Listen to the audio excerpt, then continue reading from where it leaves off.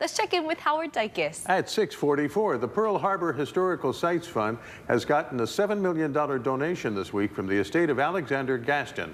Jay Dunn was a friend of Sandy Gaston, and this started with a story that you told your friend about something that happened at the Aviation Museum when you were helping the kids as a volunteer. That's correct. What happened was I was a volunteer at the Aviation Museum, and I flew children on simulators. 18 at a time, and it's like noisy. They're all having a good time. They're learning how to land, take off, shoot the guns, and all that kind of stuff. And this one little boy looked up at me, and he says, "I wish my best friend Chemo could be here." And I said, "Well, what's the matter with Chemo? Is he sick?" And the boy said, "No, his mommy didn't have the $30 for him to come to the museum with the rest of the students." So you told Sandy about this. Right, and Sandy, and he was looking at his legacy. He had all this money in investments and said, well, if this kid can't get to the museum, no child should ever be deprived of an opportunity to go to the 4 museums in Pearl Harbor because of lack of money.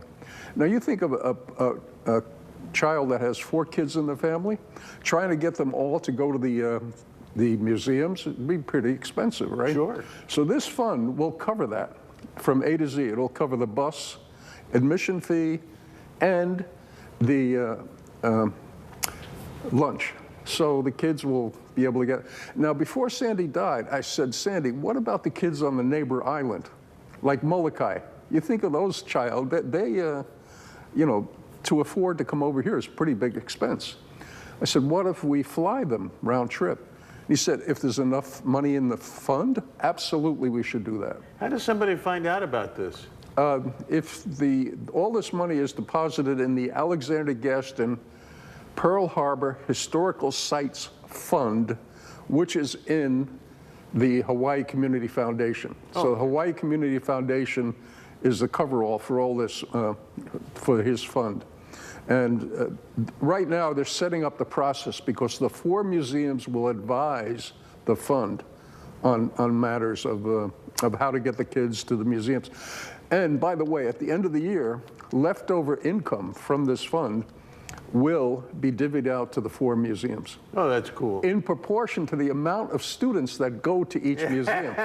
So each museum is incentivized to get students to come to their museum. So it gives them an incentive to do something that I'm sure they already want to do. Now, so as you hear, this is still coming together. So we'll follow up on this because once this happens, I feel we'll have to play our role in making sure you know what website to go to, how you can plan this.